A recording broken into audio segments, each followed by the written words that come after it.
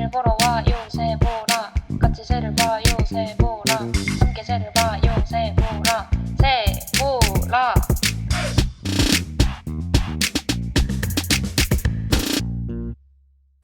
안녕하세요. 새를 보는 라디오 새보라입니다. 저는 혜연. 저는 도리입니다. 휴후후후. 이제 여름이 정말 얼마 남지 않았는데 소만이 다가오고 있습니다. 소만이 뭐예요? 24절기 중에 하나요. 어떤 절기예요? 모내기 하는 절기요. 모내기 여름에 시작하나요? 이제 시작. 여름에 시작하나요? 소만의 시작. 소만이 여름이 온다는 뜻인가요? 이제 곧 여름. 아, 이란 뜻입니다. 하지가 여름이에요? 하지는 곧 여름도 아니고 그냥 그 여름이 여름 끝난다? 중에 여름. 그러면 초복은요? 그냥 봄날이잖아요. 초복은 절기가 아니에요? 절기는 절기인데. 절기 맞죠? 여름이 얼마 남지 않은 시점에서 여름 철새들은 이미 다 와 있습니다. 이파도 지났다고 해요. 네. 5월 5일 어린이날이. 이파였어요? 네. 어우, 그런 거 치곤 춥네요. 그니까요. 근데 소만까지 원래 춥다 해서 소만에 쌀쌀한 바람에 얼어 죽는다 막 이런 말이 있다고? 하지만 여름 철새들은 이미 다 데뷔 중이에요. 제 생각엔 벌써 둥지도 왔다? 짓고 진짜? 그렇게 빨리? 뭐 종마다 다르겠지만 이미 저번 달부터 완전 삐롱삐롱 울어서 아마 네. 메이트는 구하셨을 것 같은? 누가요? 일단 제가 소리 들었던 애들 누구요? 비밀이에요. 네. 그래서 여름 철새 중에 대표라고 할 수 있는 새 하나가 아니고 새 종류 하나를 들고 와봤습니다. 어떤 새일까요? 바로 두근두근두근 두견이과 친구들 두 마리를 들고 왔습니다. 네. 두견이 하면 다들 모르시겠지만 저희가 오늘 소개할 새는 바로 그 유명한 뻐꾸기와 두견이입니다. 뻐꾸기는 아마 모든 분들이 알고 있을 새가 아닐까 네. 생각하며 그래서 대표적인 여름 철새 중 뻐꾸기와 두견이에 대해서 오늘 설명을 드리도록 하겠습니다. 그럼 저부터 뻐꾸기에 관해 설명해 보겠습니다. 뻐꾸기는 이름만 유명할 뿐만 아니라 소리도 유명하고 생김새까지도 아시는 분이 많을 것 같아요. 그러려나요? 생김새도 아실란가요? 생김새는 잘 모를 것 같아요. 네. 그런가? 네. 생김새 그래서 설명을 해드리자면 뻐꾸기류는 비슷비슷하게 생겼어요. 아니에요. 정말 놀랍도록 좀 비슷비슷한데 아니에요. 이름이 뻐꾸기가 들어가는 제법 흔히 볼 수 있는 종이 무려 3종이나 됩니다. 근데 그 중에서도 이 뻐꾸기는 엄청 흔해요. 흔한 여름 철새인데 눈에 또 엄청 잘 보이지는 않습니다. 그냥 흔하다고 해서 참새처럼 흔한 스타일은 또 아닌데 근데 소리로는 많이 들리는데 실상은 아무도 만나지 못하는 새입니다. 여름이라는 이 계절이 무성함이 특징이다 보니까 나뭇잎에 완전히 잘 가려지게 되면서 소리를 무수히 듣는데 눈에는 잘 안 보입니다. 35cm나 되는 큰 새인데도 눈에 안 보여요. 그래서 여름 숲에서 뻐꾹뻐꾹 소리를 들으면서 행복해 하시면 됩니다. 뻐꾸기 우선 소리부터 말을 해볼까요? 어떻게 우는지 아시죠? 쿠쿠. 네. 해외 출신인가? 해외 뻐꾸기는 쿠쿠하고 네. 오나요? 해외 뻐꾸기는 쿠쿠가 이름인데 쿠쿠 이렇게 울어서 쿠쿠고 우리나라에서 뻐꾹이라고 해서 뻐꾸기인 거죠. 완전 둘이 포켓몬 똑같은 걸 같은 텐데. 장면이죠. 우는 대로 이름이 지어진 거죠. 요새 또 들리더라고요. 뻐꾸기 소리가. 진짜요? 전 못 한 3주 들었어요. 전까진 못 들었는데 이제 들리는 것 같아요. 수컷 뻐꾸기가 이렇게 뻐꾹 이렇게 옵니다. 근데 평소에는 좀 다른 소리도 내기도 해요. 그래서 뻐꾹이라고 안 하고 다른 소리를 내면은 약간 몰라볼 수도 있죠. 어떤 소리를 내요? 꽉꽉꽉 이런 소리. 꽉꽉이요? 뼈뼈뼈뼈뼈 뭐가 이런 번식기 소리들. 아닐 때? 네, 그쵸? 번식기 때도 그냥 뭐 번식하고 싶은 마음 없으면 그냥 이렇게 뻐꾹과 뻐꾹 사이에 들어갈 수도 있어요. 이런 소리들도 냅니다. 네. 이 뻐꾹뻐꾹 소리 말고도 이제 여름 숲에서는 다른 여러 뻐꾹이의 소리도 들을 수 있어요. 네. 제가 저번 달부터 들었던 소리는 뻐꾹이 아니라 벙어리 뻐꾹이라고 하는 종의 뻥뻥 뻥뻥 이 소리를 진짜 많이 들었어요. 정말 계속 3시간 동안 3시간 있었는데 3시간 동안 뻥뻥 뻥뻥 이렇게 벙벙 우는 이 새는 벙어리 뻐꾹이고 또 약간 지금은 안 우는 것 같은데 좀 더 시기가 지나면 항항 이렇게 우는 약간 3음절이 있고 마지막 음에서 약간 떨어지는 멜로디를 내는 하하호호 이렇게 우는 뻐꾸기가 있는데 이거는 검은 등 뻐꾸기의 소리입니다. 그래서 이렇게 뻐꾸기류들은 소리로 정말 쉽게 식별이 가능한데 생김새로는 관찰로는 식별할 수가 있습니다. 네. 근데 관찰을 해야지 식별할 수 있겠죠? 근데 저 관찰해도 식별 잘 못하겠어요. 이게 맞아. 현실이에요. 그분이 울어야지만 식별할 수 있어요. 내가 보는 눈 앞에서 울어야 돼. 근데 제대로 엄청나게 제대로 본 적도 전 많지 않은 것 같은데 엄청 눈 마주치고 뻐꾹이랑 친하게 지낸다 이런 관찰은 못한 것 같아요. 한 번밖에 못 봤어. 그러니까. 심해요? 아니요, 안 심해요. 다들 그런지 다행이에요. 않을까? 어디서 실제로 보셨나요? 미사리. 아, 저랑 같이 봤군요. 근데 이제 뻐꾹 소리가 많이 들리거든요. 근데 이제 길을 걸어도 뻐꾹 소리가 나는데 이게 다른 뻐꾹일 거 아니에요. 일단 걸었으니까. 근데 어쨌든 계속 소리가 들리니까 내가 앞으로 갔는데 뻐꾹이 소리가 계속 나니까. 근데 그 뻐꾹이가 아닐 거 아니에요. 근데 제가 본 건 그때 딱 날아가지고 뻐꾹뻐꾹 울다가 그 나무를 그냥 이제 쳐다보고 있었는데 소리가 나는 거기서 날아서 다른 전봇줄에 가지로 앉아. 앉는 거를 봤어요. 전봇줄에 앉았었는데. 저랑 제가 봤을 다른 때. 새인 것 같아요. 그런가? 응. 그래서 근데 제가 봤던 전봇줄에 앉았던 뻐꾹이는 안 울었거든요. 나는 울어서 봤어. 아, 그렇구나. 그럼 다른 타이밍인가 보다. 응. 근데 전봇줄에 앉아있으면 뻐꾹이 안 같고 맵비둘기 이런 것 같아요. 멀리 있었어서 또 그냥 까맣게. 그래서 쌍안경을 대도 그렇게 명확하진 않았던. 너무 맵비둘기 멀어서. 아니란 생각은 들어? 그런 생각 안 했거든요. 근데 네. 그 필드 스코프를 펴서 봤더니 뻐꾹이었어요. 저는 그런 것까지 못 봤고 그냥 쌍안경으로 잔상처럼 나는 그냥 날고 날아가는 앉았다. 모습. 약간 그 서미파람새 못 맞아, 보듯이 딱 그런 느낌. 날면은 볼 수 있는데 응. 안 날면 못 보는 그런 맞아. 새인 것 같아요. 뻐꾹이도. 근데 이제 단점이 날면은 결국 이제 내가 새와 눈을 마주치지 못하면 확실히 봤다는 생각이 안 들잖아요, 사실. 날아가는 모습 보면 약간 아쉬운 감은 있죠. 어쩌겠어요. 만족해요 저는. 근데 날면은 솔직히 크기도 크고 하니까 그건 잘 날았을 보여. 때는 이거 뻐꾹이지. 30 몇 센치가 흔하진 않으니까. 네. 뻐꾹이구나 확실히 구분할 수는 있었던 것 같습니다. 전 특히 쌍안경 없을 때 되게 많이 봤어요. 많이 봤어요? 막 출장 나가면 숲속에서 이렇게 다 뒤지고 해집고 다니니까 뻐꾹이가 마음에 안 들었나 봐요. 막 많이 날아가고 이런 거를 많이 그치, 봤는데 나 이제 울어야 되는데 왜 와서 방해해? 왜 떠나가는 이렇게 그런 뒤적거려? 모습. 막 이러면서. 저는 다른 거 뒤지겠는데 어쨌든 그런 것만 많이 보고 뻐꾹이와 평온하게 마주한 적은 많지 않다. 뻐꾹이 이제 생김새를 설명을 해드리겠습니다. 뻐꾹이는 몸 윗면이랑 머리가 회색이에요. 그리고 배면은 하얗고 검은 줄무늬가 가로로 있습니다. 어떠세요, 이런 생김새? 얼룩말.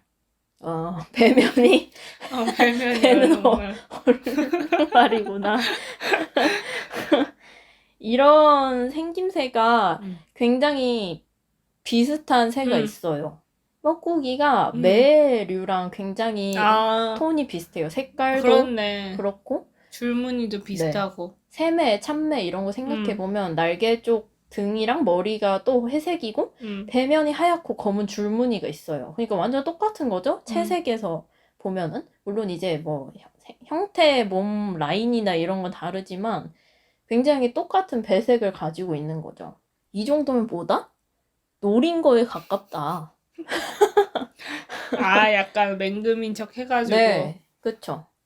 그런 거 있잖아요. 등에인데 등에가 노랑 검정이 무늬를 갖고 있어서 벌처럼? 벌이랑 헷갈리잖아요. 어. 그러니까 그게 등에가 벌이랑 아, 닮아감으로써 약간 독이 나는 네, 침이 등에는 있다. 침이 없는데도 어. 침이 있는 척을 어. 할 수 있는 거죠. 벌이랑 헷갈리게. 괜찮다. 그러면은 공격을 덜 받는 어. 거죠. 침이 그치, 있는 강한 그치. 애처럼 보이니까. 그치. 그러니까 매를 닮았을 때 뻐꾸기가 생존에서 얻는 이득이 있으니까 닮아지게 된 건 거죠. 근데 매가 뻐꾸기를 닮을 가능성은 없어요? 보통 음. 벌이 등에를 닮지 않는 이유가 아. 뭐였어? 벌은 가지고 있는 게 있어. 매 아, 원래 세요. 발톱도 어. 세고 부리도 세고 맹금이니까. 뻐꾸기는 없긴 하지. 뻐꾸기는 무기가 없어요. 어. 무기가 없는 애들이 있는 애를 닮아가지 있는 애가 굳이 없는 애를 닮아서 얻는 이득이 없어. 착한 척 하는 거지. 나 이렇게 뻐꾸기처럼 착한 쪽에서 순하다. 뭔 이득이? 나한테 다가와봐 이러고 이제. 먹으려고? 어. 나쁜 놈들. 어쨌든 뻐꾸기가 매 행세를 하면 다른 새들이 뻐꾸기를 피해요. 뻐꾸기의 천적이 뭐냐? 매. 이게 뭐야? 뻐꾸기 천적이 매인데 매도 뻐꾸기를 피해요?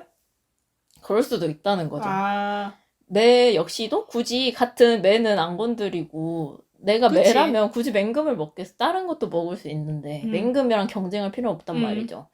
그래서 뻐꾸기보다는 더 그냥 진짜 더 소형 조류같이 생긴 맵비둘기나 뱁새나 이런 거 편하게 먹으면 되는데 맞아. 매인지 아닌지 의심스러운 애를 굳이 타겟으로 삼을 이유가 신기하다, 없으니까 참. 생존율에 이득이 있을 수도 있고 또 뻐꾸기 특징이 뭡니까?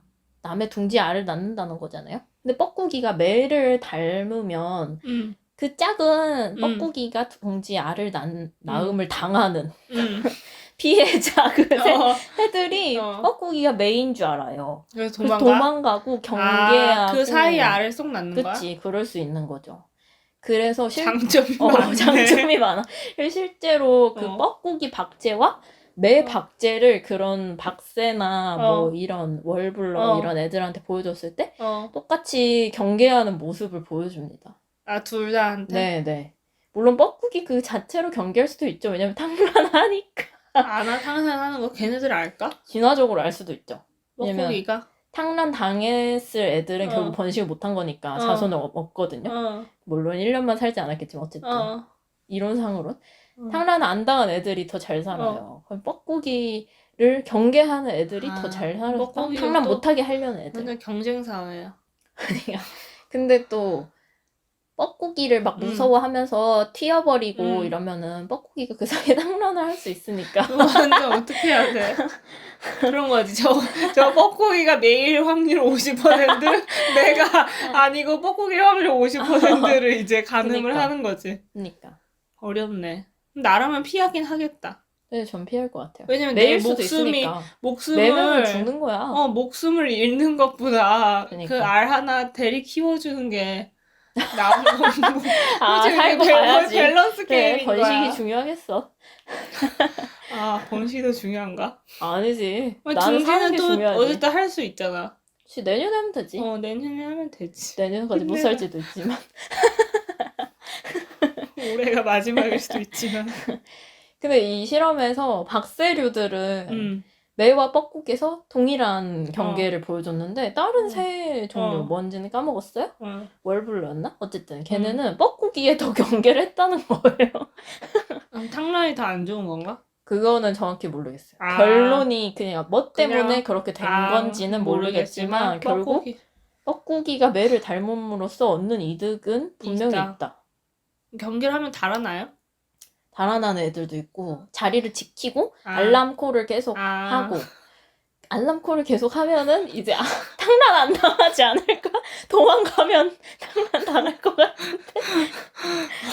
어렵다. 근데 앉아 있어도 할 수 있는 최선이 알람콜이라는 게 난 약간 열심히. 엄청 열심히. 그게 되게 해요. 용감한 선택인 거지. 알람콜이 있으면 매한테 여기 있다 이렇게 하는 거잖아. 그니까 어쨌든. 오히려 다른 희생적이에요. 매를 또 끌어올 수 있는 거야.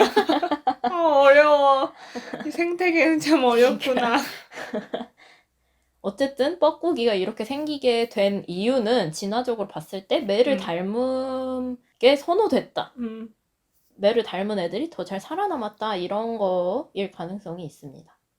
이제 제가 뻐꾸기의 가장 큰 특징인 탕란을 좀 더 얘기를 해볼게요.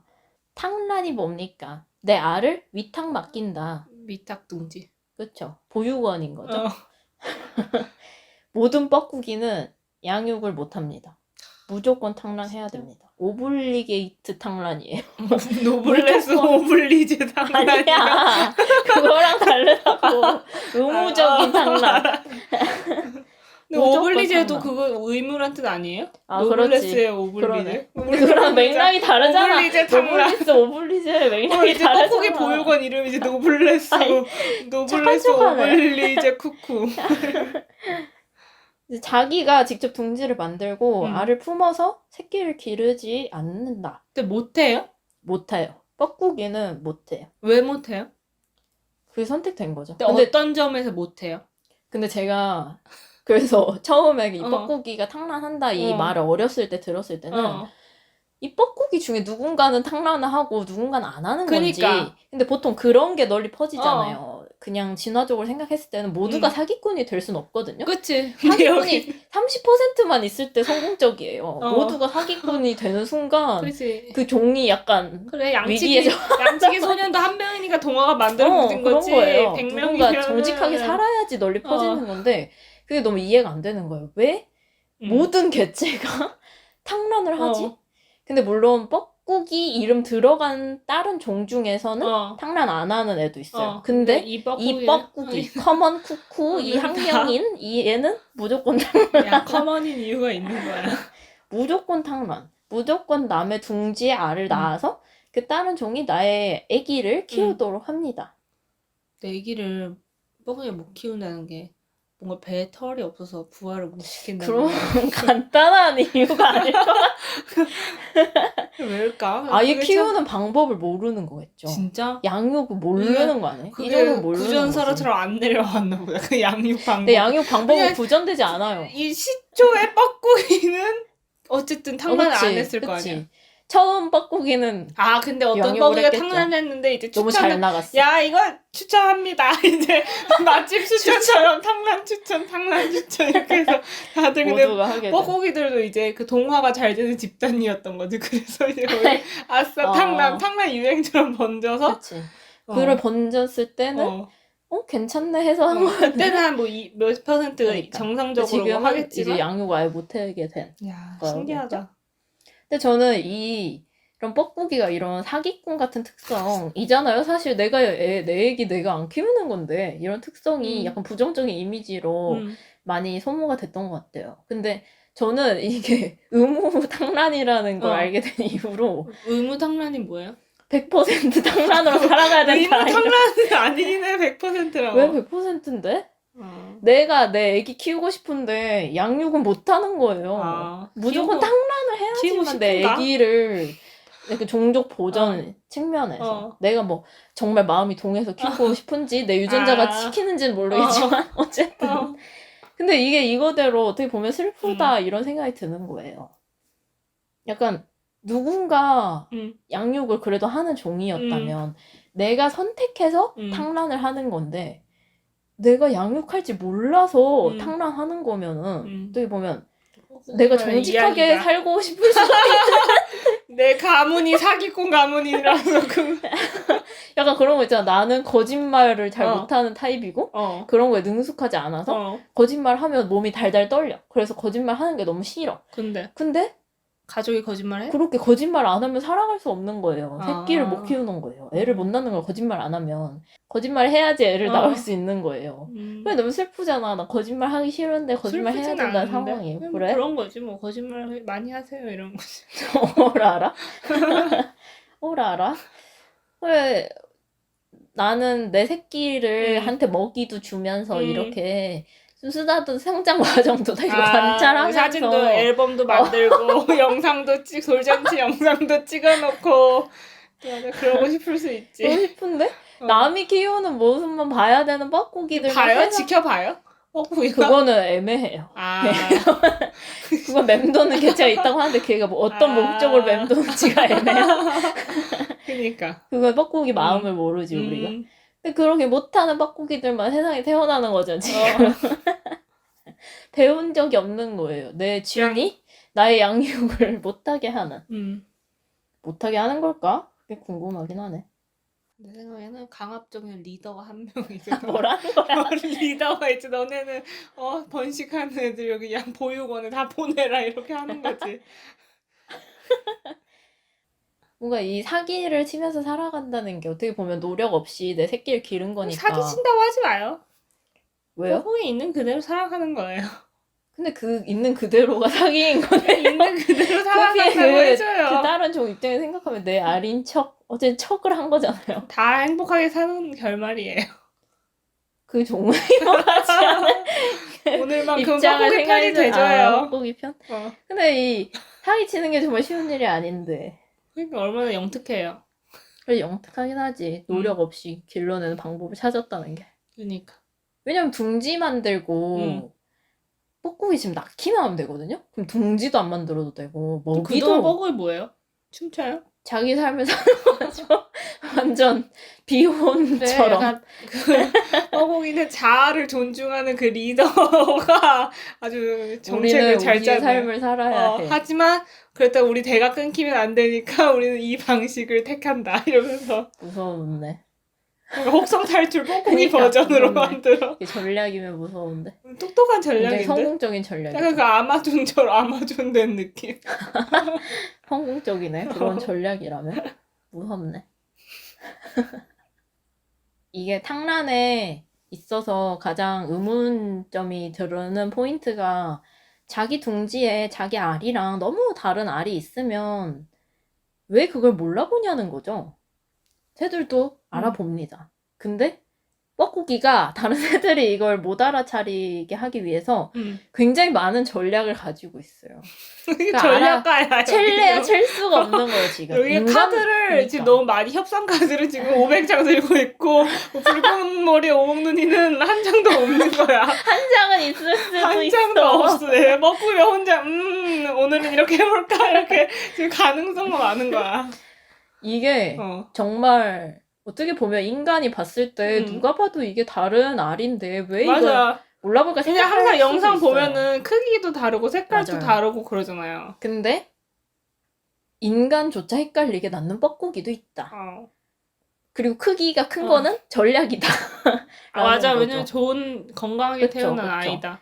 알을 뻐꾸기가 그 알 무늬 색깔을 뭐 점박이가 있으면 점박이 색깔이 민트색이면 민트색, 베이지색이면 베이지색, 무늬가 없으면 민무늬 이렇게 자기가 탕란하는 종에 비슷하게 만듭니다. 나 근데 궁금한 게 내가 알을 약간 프린터처럼 입력이 아니야 그런 게 아니야. 아니야? 내가 어떻게 생각해야지 나 뱁새에 나와야지 이렇게, 나 개개비에 나와야지 이렇게 생각하는 게 아니고 내가 낳을 수 있는 알은 정해져 있어요. 뻐꾸기 유전자에 또 정해져 있어요. 그 알 무늬는 정해져 있는데 그럼 누구한테 알을 낳느냐에 따라서 그 모양이 달라져야 되잖아요.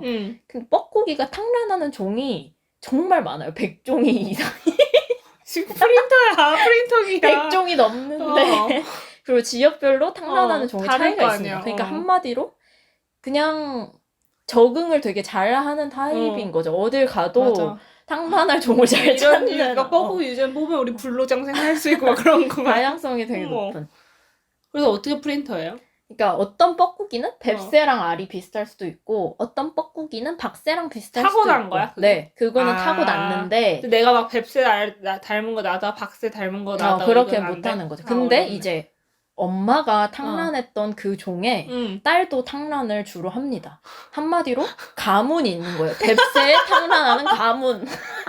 개개비에 탕란하는 가문. 로미오와 줄리엣 각세 같다, 탕란하는 진짜. 가문이 정해져 있는 거예요.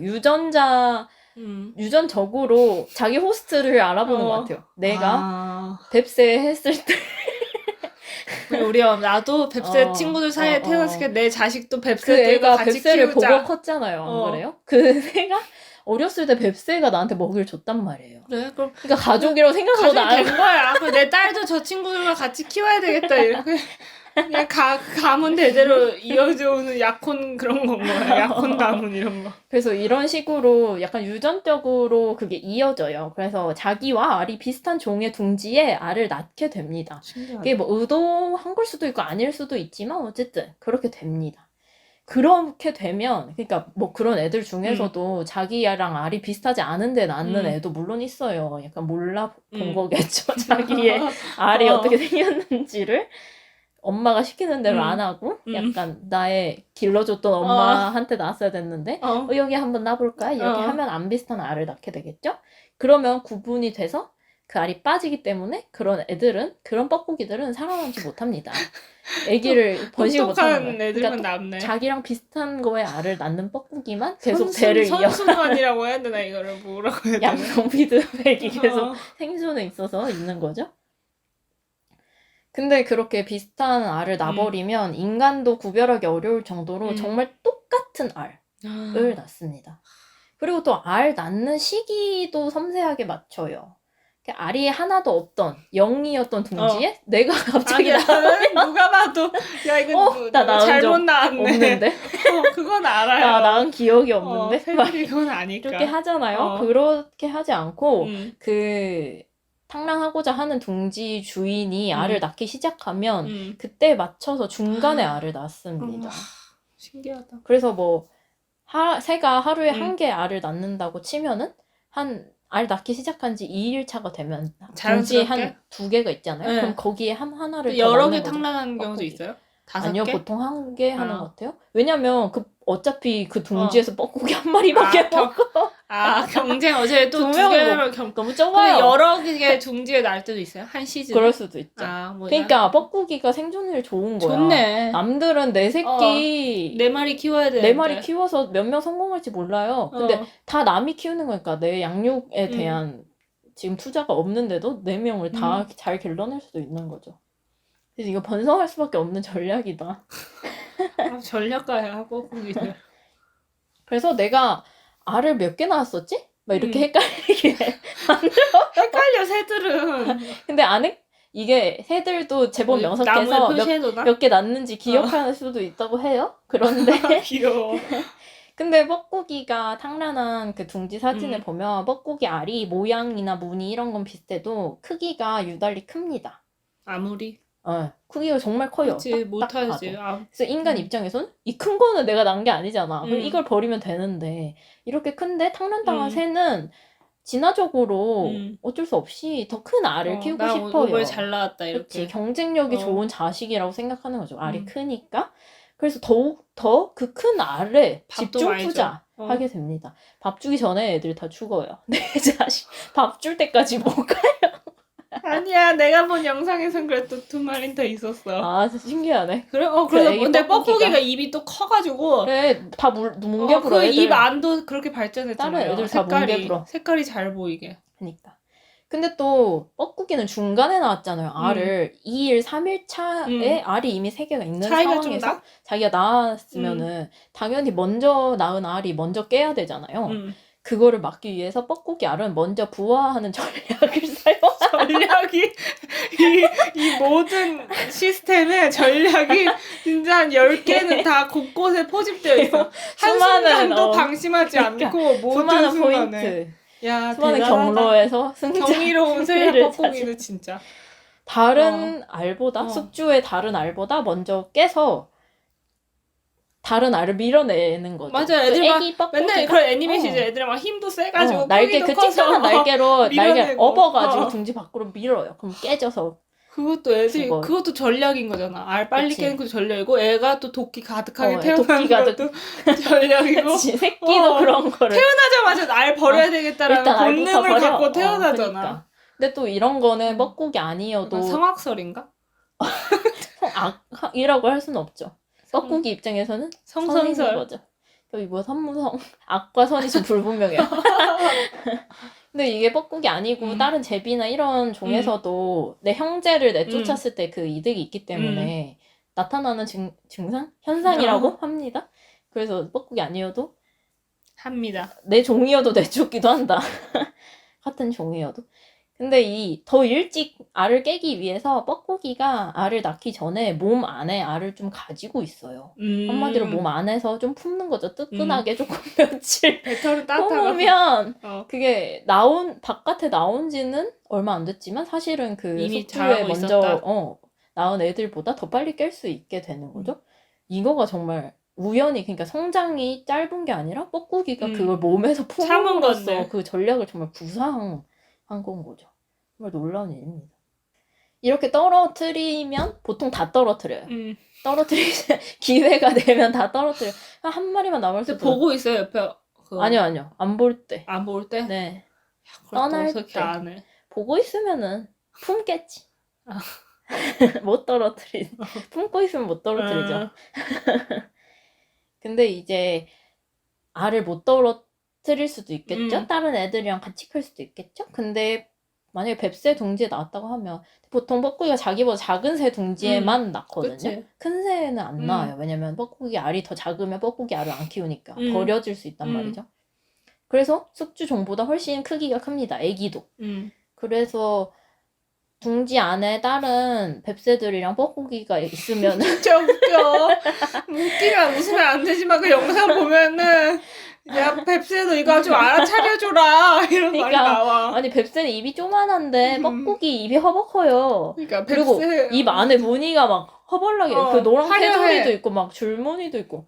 그 입도 크고. 그러니까 그리고 울음소리도 그 엄청 뱁새 커요. 머리만 부리가 머리만 그러니까 날개 이 겨드랑이를 또 보여주면은 겨드랑이 쪽이 또 입 같은 모양을 가지고 있어요. 그래서 자기가 이렇게. 3인인 것처럼 굴어요. 내가 3마리의 A인 것처럼. 사실 난 한 마리인데도. 진짜 무서워. 그래서 그 숙주가 뻐꾸기한테만 밥을 줘요. 뻐꾸기가 그래. 너무 목소리도 크고 뱁새는 엄청 목소리 작은데 열심히 움직여. 그리고 막 애들 막 위로 가려요. 이렇게 몸이 그게 크니까. 진짜 전략가라니까 애들이 다.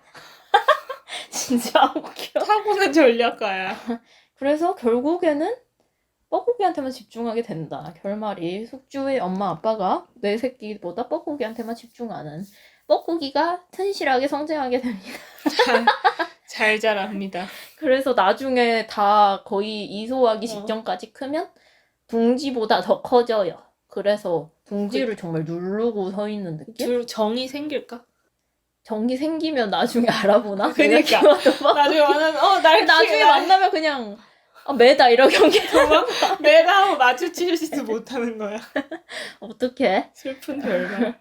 그리고 나중에 그 좀 컸던 그 사진을 보면은 정말 어미나 아빠보다 훨씬 더 커져서 그치, 뱁새보다. 뱁새 머리가 입에 들어갈 것처럼 크잖아요. 그리고 뱁새도 털 다 빠져있는 항상 육아하느라. 근데 뻐꾸기 키우는 게 더 품이 많이 들 거야. 뻐꾸기 너무 많이 먹어. 밥 많이 먹잖아. 그러니까 뻐꾸기 또 이렇게 애원할 수밖에 없는 게 너무 뱁새는 작은데 뻐꾸기는 크니까 더 많이 먹어야 돼요. 잘 크려면.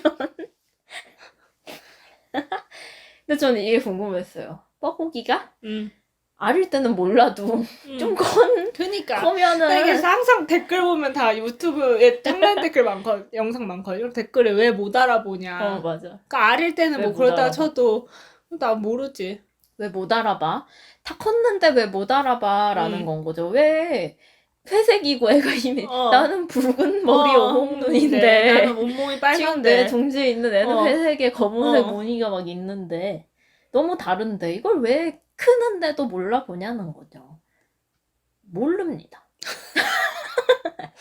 왜일까? 그 둥지 안에 약간 색깔도 새들이 인지 못한 색깔인가? 근데 어렸을 때는 애초에 색깔이 다르잖아요. 새들이 조금 맞아. 뾰족뾰족한 깃털도 다르고 어렸을 때 그 색감은 좀 다르게 약간 코딩되는 경우가 많은 음. 것 같아요. 그래서 어렸을 때 그 색이 문제가 아닌 것 같고, 애초에 둥지 안에 있는, 이미 내 둥지 안에 있는 애가 내 새끼인지 아닌지 구별하고자 하지 않아요. 그 능력이 진화하지 않았어요. 그 능력은 좀 필요하지 진화할 때 됐는데. 않았겠죠. 붉은 왜냐면 머리. 생각해보면은 내가 내 둥지 안에 있는 새끼를 의심하게 되면, 의심하기 시작하면 구분할 수 있다는 거 의심이 전제가 됐어야 돼요. 아, 이 안에 복잡하다. 있는 게 내 새끼일까? 이런 의심할 수 있는 능력이 생기면 의심의 내 씨앗이. 새끼마저도 의심할 수 있다는 거죠. 진짜 내 새끼마저도 좀 다르게 생겼으면, 만약에 아, 그렇게까지 예민한 새라면 아주 내 새끼도 아주- 쳐낼 수도 있어요. 그럼 생존율이 떨어져요. 마음을 잘 공략한. 그럼 진화 전략이야. 못해요. 그러니까 의심 없이 키우는 애들만 음. 잘 진화해요. 의심이 없어야 내 새끼도 잘 어. 키우니까. 그러다 보니까 그걸 구분하는 능력이 진화하지 않은 거죠. 그냥 아무 생각 없이. 그게 필요하지 않은 거지. 그리고 애가 아무리 그걸 까매도 겨드랑이 이렇게 벌리면 입 같아요. 그러니까 해명한테 밥을 주고 있는 거라고 생각할 수도 있겠지. 뱁새는 알고 있을까 이 모든 걸. 그러니까 다 커면은 또 매라고 생각할 거면서 그게 짠한 것 같아. 그러니까 나중에 키워준 지나칠 때 못 키운 알아볼 새끼도 못 거면서. 알아보고. 그 뻐꾸기는 알아볼까? 그 뱁새. 못 알아볼 거 같은데. 궁금하네. 그러니까 이런 구별할 수 있는 능력이 있는 새가 있겠지만 굳이 진화하지 않는다. 하지만 이제 또 뻐꾸기가 지금 되게 잘 나가는 것처럼 보이지만 이건 굉장히 잘 나간다는 이유가 뭐냐? 이런 전략이 지금 수만 가지잖아요. 이게 뭐냐? 이 전략이 굳이 필요했다는 거죠. 그만큼 이 숙주 애들 측면에서도 상당히 많은 방어책을 지금 썼는데 뻐꾸기가 이걸로 대응을 하는 과정이 있었다는 거죠. 그래서 알을 구별하는 특성 이런 게 숙주 종에서도 지금도 진화하고 있습니다. 그래서 뻐꾸기 알을 구분하고 어미가 그거를 쫓아내거나 뭐 빼낼 수 있는 거죠. 그 알은 구분할 수 있는 애들 종도 있고 개체도 있고 실제로 있는데 뻐꾸기는 뻐꾸기대로 난 더 비슷하게 진화하는 애들이 살아남게 되면서 둘이 완전 경쟁적으로 진화하고 있는 거죠. 둘이라고 하긴 어렵죠. 숙주가 100종이니까. 둘만의 싸움은 아닌 걸로. 숙주는 이 방어 능력을 키우고 뻐꾸기는 모방 능력을 키우고 이렇게 같이 경쟁하면서 진화하는 형태. 이런 걸 공진화라고 하죠. 같이 진화. 이런 현상이 탕란에서 일어나고 있다고 할 수 있겠습니다. 이 뻐꾸기 탕란 얘기를 저희가 많이 한 것 같은데 뻐꾸기를 소개하면서 한 적이 없는 것 같아서 이번 탕란 얘기 여름에 누구나 좋아할 것 같아요. 재밌잖아. 어마어마한 전략이 이번 여름에 뻐꾸기 소리를 들으면은 쟤네도 힘들게 살아났구나 이런 생각하시면서 좀 다른 의미로 받아들일 수도 있겠죠. 그럼 제 뻐꾸기 설명은 여기까지입니다.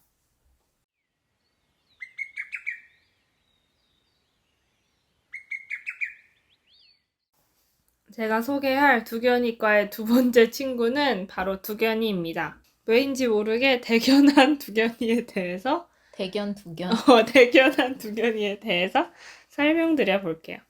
두견이는 몸 길이가 28cm라서 작으네요. 우리나라에 찾아오는 뻐꾸기 중 가장 작다고 합니다. 그냥 생김새부터 설명해볼까요? 뭔가 뻐꾸기에선 없어 재미난 에피소드가 많았는데 두견이는 네. 우선 뻐꾸기랑 정말 닮았어요. 머리랑 등, 허리가 진한 회색이고 배에는 얼룩말 같은 흰색, 검은색 줄무늬가 있습니다. 그래서 둘을 비교하는 거는 약간 크기로 비교를 하거나 그리고 뻐꾸기가 그 뻐꾸기류 중에서 홍채가 노란 종이더라고요. 맞아요. 그래서 눈이 노란색이면 무조건 뻐꾸기인 것 같아요. 그리고 두견이는 암컷이 약간 갈색인 밤색형 개체가 있다고 해요. 그 다 있어요. 다 있대요. 사실 두견이도 있습니다, 여러분. 그리고 입을 벌리면은 입 안이 엄청 빨강색이에요. 잘 기억하고 그게 계세요? 특징이에요? 네, 중요한 특징입니다. 오케이. 네. 그래서 두견이도 뻐꾸기와 마찬가지로 나무 사이에 있으면은 보기가 어렵고 조금 날아야지 보이는 새입니다. 두견이를 본 적 있으세요? 아니, 대답이 아니에요. 애초에 근데 내가 어. 봤던 게 뻐꾸기인지 두견인지 검은등 뻐꾸기인지 벙어리 아. 뻐꾸기인지 이걸 아예 몰라. 소리가 나는 사람이 다음에 보면 없을 좀 때 아는데. 많이 봐서. 그니까. 두견이 소리는 들어봤죠. 네, 저도 들어봤어요. 두견이는 여름 철새고 흔하지 않게 온다고 합니다. 놀랍게 두견이가 천연기념물인 거 아세요? 왜요? 왜냐하면은 2005년에 지정이 됐는데 한국의 도래하는 뻐꾸기류 중에 숫자가 가장 많이 감소해서 지정되었다고 아. 합니다. 그 숫자가 어떻게 줄은 알았지? 이유는 두견이가 주로 탕란을 휘파람새랑 아이고. 막 솔새과 정말 친구들한테 잘 먹으라고. 한대요. 근데 휘파람새도 많이 감소하고 아이고. 이제 저지대 살림이 많이 줄었고 곤충도 감소를 해서 어떡해? 이제 살기가 힘들어진 팍팍한 거죠. 그래서 가장 큰 탕란은 휘파람새한테 다 한다고 하더라고. 두견이는? 신기하죠? 이게 다 선호하는 종이 다 있다는 게. 그러니까 가문이 있는 거라니까. 휘파람새, 뻐꾸기 안에서도 휘파람새 있는데 가로치고 얼마나. 탕란 가문. 근데 이게 확실히 거의 뻐꾸기과 두견이과 친구들 사이에서도 경쟁이 있을 것 같아. 근데 그 뻐꾸기가 탕란이. 자리를 잘 잡았어. 왜? 좀 흔한 애들한테 탕란을 하니까 뱁새 훨씬 해야지 편하잖아. 잘 나가죠. 거긴 이미 뱁새가 뻐꾸기가 선점을 했으니까 아. 다른 애들은 이제 못 비비는 거지. 근데 이제 내가 이미 우리 엄마가 어. 휘파람새 전문인데 내가 갑자기 뱁새 전문이 될 수 없잖아. 근데 그 휘파람새가 없어졌잖아, 근데. 그러니까 그래 내가 뱁새에 나오면 뱁새가 다 알아요. 그니까 네, 이제 안 아니, 되는 이미 그러니까 이미 뱁새가 전략부터 잘못된 거라고. 초장해부 잘해야 된다. 그 가문이 잘못 조상님 원망하기. 당군 왕국이 뭐 땀을 잘못 잡았다 이런 거잖아. 당군 왕두견. 제가 두견이를 소개하면서 가장 설렜던 부분은 바로 이름을 얘기하는 거예요. 아주 하고 싶은 말이 많고 거의 유일하게 하고 싶은 말인데요. 본격적으로 그냥 영어 이름은 레썰 쿠쿠라고 해서 그냥 작은 쿠쿠다라는 건데요. 작아서 20cm대인 애가 이유가 있네. 레썰이랑. 제가 레썰 쿠쿠 레썰 이름을 판다도 그 레서예요? 글쎄? 갑자기 궁금해지네요. 왠지 그럴 것 같네. 그럴 것 같아요. 또 레썰이 안 되고 레서가 돼서 한국적으로 잘 발음이 전환됐다. 레썰이라고 하면 약간 너무 외래어 같은 느낌이 드는데. 레서 이런. 레서 하면 이미 외래어 발음이 막 어려운 단어처럼 되지 않았잖아. 그냥 작아서 그런 거였구나. 두견이는 정말 역사가 깊은 새입니다. 진짜예요. 들으면 깜짝 놀라실 거예요. 그 접동새 들여보셨어요? 네. 저희가 옛날에 흑적새 얘기할 때 했었잖아요. 근데 접동새가 알고 보니까 두견이었다는 사실. 그래서 그 김소월의 시로도 유명하고 그 관련된 읽어주세요. 설화가 있는데요. 김소월 시요? 네. 접동새 김소월. 제목이 접동새예요? 완전 잘 나간다. 접동 아우레비 접동. 아우레비 접동. 그거구나. 진두강 가람가에 살던 누나는 진두강 앞마을에 와서 옵니다. 그러니까 누나가 접동새에 비유됐다 막 이렇게 그래서 했던 이 설화가 까마귀와 접동새의 유래로 알려진 구전 설화인데요.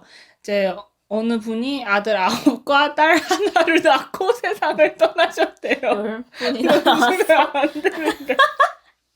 근데 이제 후처로 들어온 분이 딸만 미워했대. 딸을 미워해서 구박을 했다가 한 명밖에 없는데 왜 미워해요? 딸이 시집을 갈 막 준비를 하고 있는데 딸이 갑자기 죽어버렸대요. 아이고. 그래서 오라버니들이 슬퍼하면서 동생이 그 시집 가려다 남긴 혼수를 마당에서 태우는데 그 계모분이 주변을 돌면서 태우지 못하게 했대. 주변을 돈다는 게 그 쓰레기 뭐야? 혼수품 주변을 돌았다는 거야? 그래서 화가 난 오라버니들이 계모를 불 속에 넣고 태웠다는 거야. 그래서 그 계모가 까마귀가 되었다. 다 까맣잖아요. 타서? 까마귀는 또 그런 거를 가져가네. 그래서 다른 접동새가 되어서 그러니까 이게 속적새로 해석되는 방향으로 가면은 밤만 되면은 이제 와서 울었다는데 낮에 울면 그래서 소적새로 해석되게 맞는데 접동새는 원래 두견이를 의미합니다. 근데 왜 접동이에요? 이름? 접동이요? 네. 왜 접동이라고 했어요? 그건 모르겠어요. 그 다음에 진달래도 두견화라는 이름이 있는 거 아세요? 아니요. 진달래를 두견화라고 부르기도 하는데 두견이 울음소리가 들릴 때 진달래가 핀다. 진짜? 그것도 있고 또 그 두견이가 입에 피가 있잖아요. 피? 입에 빨간. 아, 입안이 빨갛다. 이거 다시 기억하셔야 되거든요. 야, 입안 빨간 거 어떻게 봤냐고. 난 두견이 엄청 보지도 유명해. 못하는데. 그래서 밤새 울다 야, 토한 다들 피가 두견이 열심히 봤나 밤새 봐. 울다 토한 피가 물들어서 진달래 색깔이 되었다. 이렇게 그래서 두견화가 낭만이시네요. 되었다고 합니다. 낭만이 있나요? 밤새 울다 토한 피가 왜 그런 생각을 했지? 그렇죠. 그래서 진달래 이거 그렇게 긍정적이라. 사람들이 참 기묘한 스토리텔링을 붙인다고 생각을 했습니다. 두견이 토한 적도 없구만. 다음에 또 이게 두견이가 동아시아와 아주 관련이 많습니다. 그래서 그 일본의 전국시대 인물들하고도 관련이 있는데 이 일화 들어보신 적 있으세요? 제가 한번 말해볼게요. 아직 말 안 했지만 도요토미 히데요시 아시죠? 네. 그래서 그 도요토미 히데요시를 포함해서 오다 노부나가 씨랑 도쿠가와 이에야스 씨가 두견이를 선물 받았는데 왜요? 이 두 분의 두견이를 선물 왜 받았어요. 하필 두견이? 그러니까 근데 두견이가 울지 않아서 세 명이서 시를 지었어요. 근데 오다 노부나가 씨는 울지 않으면 죽여버려라. 두견새야.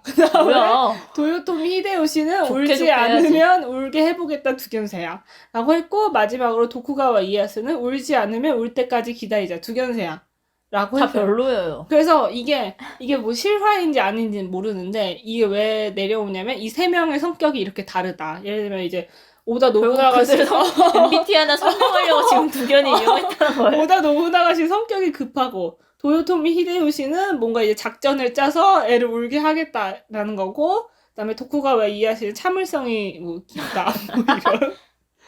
그래서 저도 이 얘기를 옛날에 들었었거든요. 근데 나는 무슨 과일로 생각하고 있었어요. 이 일화를 뭐 과일 먹을 때 뭐 그런 얘기로 생각하고 있었는데 이게 두견이와 또 관련되었다는 재밌는 얘기가 있었습니다. 두견이는 왜 두견이냐?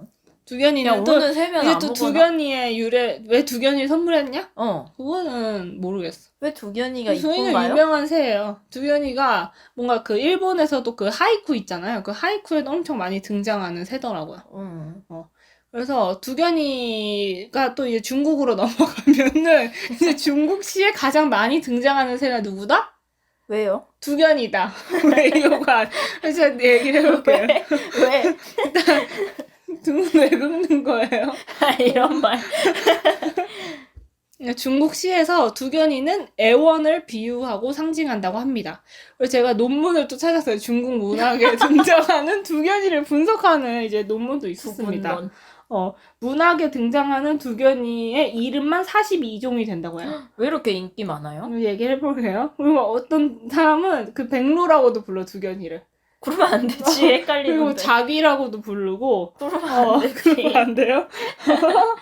그래서 이제 이 새의 유래 자체도 중국과 연관이 있는데 옛날에 그 중국 총나라에 망제라는 왕이 있었는데 이분의 성함이 우선 두우였어요. 그래서 이 두를 기억해 주시면 돼요. 그럼 강의처럼. 포인트. 어. 입안이 빨간. 두우. 두 기억해. 약간 안 중요해 보이는데. 기억해. 근데 망제가 이제 강물에 빠진 별령이라는 사람 이름이에요? 별하고 정령할 때 령 아. 별령이라는 분을 구해줬대요. 아, 이름이? 이름 별령이라는 분을. 근데 약간 수상한 거예요? 병의 정령 같. 아니야 그냥 이름 별령이에요. 아, 그냥? 근데 이제 구해주고 뭐 집도 주고 벼슬도 주고 엄청 아꼈나 봐. 왜? 그런 거 이제 항상 서울에 보면은 뭔가 이제 구해가지고 잘 거짓말이구나. 뭐가 설하니까. 황제 설하니까 약간. 근데 별령이 이제 막 자기 마음대로 권력을 휘두르려고 하고 막 결국 정승 자리에 올라서 망제를 배신하고 망제를 그 황제 자리에서 쫓겨나게 그럼 한 그분이 거예요. 약간 전략가셨나 보네. 별령 씨가? 나한테 잘해주게 하는 그 물에 스킬이 있었던 거. 그거까지 모르겠고 전략에 오늘 집중하시네요. 그래서 망제는 타국으로 쫓겨나 하루 종일 탕으로? 타국. 탄 나라로 아, 탄. 아니 딴 나라로 딴 나라 뭐야? 다른 나라로. 다른 나라로 쫓겨나서 하루 종일 울었대요. 다른 나라. 이렇게 써 있어요. 하루 종일 울기만 했다. 왜? 다른 자기 그리고 결국 울다가 지쳐서 죽었고 왜? 이 영혼이 밥을 드시지. 영혼이 두견이가 돼요. 왜요? 막 불력이라고 이제 돌아가지 못한다. 불력이 들어본 것 같아. 들어본 것 같아. 돌아가지 못한다고 외치면서 목구멍에 피가 야. 나도록 울었다. 지금 입 빨간 거 가지고 몇 번 노래 먹어. 입 노래스면 어쩔 뻔. 그래서 이런 설화 때문에 약간 두견이의 이미지가 더욱더 굳었어요. 그래서 근데 불력이라고 애치는 게 약간 너무 그래서 이렇게 발음이- 두견이의 울음소리가 불력이처럼 들리셨나 봐요. 그게? 그래서 이 설화를 바탕으로 이제 이게 총나라면 진짜 옛날이거든요. 그래서 거의 몇천 년 동안 이제 중국의 한시에 두견이가 등장하게 된 그런 겁니다. 근데 웃긴 거는 두견이가 어떻게 생겼는지나 어떤 습성을 가졌는지는 한시에 언급되지 않고 그냥 두견이는 애원의 상징, 딱 이런 그냥 이미지로만 이미지로만 소비가 됐다. 하지만 역사가 참 깊은 새다라는 점입니다. 입이 빨간 게 참 많은 걸 가능하겠네. 그렇죠. 그래서 중요한 포인트입니다. 입이 빨간 거 오늘 처음 알았네. 네, 입이 본 적이 생각보다 있어야 엄청 말이지. 빨갛대요. 그래서 그들은 잡아봤어서 아는 건가? 그때는 좀 더 가까이 야생- 살지 않았을까? 약간 새들이? 사냥해서 먹었나? 사냥해서 먹진 않았을 것 같은데. 왜? 뭐 배 안 고플 것 같아. 30cm면 배 안 부를 것 같은데. 28cm밖에 안 되는데. 뭐든 집밥- 먹어야 참새도 먹는데 아, 그건 그렇다. 뻐꾸기류는 많이 먹나? 뻐꾸기를 먹나? 많으면 먹겠죠. 마지막으로 두견이는 쪽쪽쪽쪽쪽쪽 이렇게 웁니다. 그래서 어떤 분은 쪽박죠 이렇게 외우라는 거야. 쪽박죠. 근데 들어보면은 그럴듯합니다. 그래서 깨깨깨르륵 꾹꾹꾹 이렇게 우는 아주 생각보다 애절한 울음소리는 아닌? 그래 그냥 어. 시끄러 벅적. 그러니까 저는 약간 이 설화만 들으면 그러니까. 진짜 그게 서글프게 뭐 멜로디 우는 라인으로 오는 게 아니라 어. 같은 그걸 어. 쭉빡 뻗고 이거를 계속 반복하는 것 어. 뿐인데 맞아. 별로 안 슬퍼요. 그냥 경쾌해. 엄청 여름하고 잘 어울리는 소리일까? 여름에 들어서 그럴지. 아니 여름하고 잘 어울리는 소리인 것 같아요. 그래서 여러분들이 두견이 소리를 곳곳에서 만날 수 있기를 바랍니다. 앞으로 많은 걸 생각하게 되겠군요. 쭉박 뻗고죽을 들으면은 쭉박박 그죠? 입이 빨간 새가 피를 진짜 웃겨. 토했나 안 토했나. 그러면 오늘은 뻐꾸기와 두견이에 대해서 이야기를 나눠봤는데요. 뻐꾸기는 워낙 유명한 새잖아요. 뻐꾸기 시계도 있고 뻐꾸기 두견이도 유명하죠. 그래요? 뻐꾸기 울음소리를 딴 밥솥 브랜드도 있고 두견이도 쿠쿠잖아요. 아 그건 그래요. 그래서 일상에서 더 많은 뻐꾸기와 두견이를 만날 수 있길 바라며 더운 여름 잘 견디시길 바랍니다. 네. 그럼 오늘 세보라는 여기서 마치면서 구독과 좋아요 그리고 댓글 재밌게 남겨주시면 항상 잘 보고 있습니다. 다음 화에도 새 보러 와요. 새를 보러 와요 새 보라 같이 새를 봐요 새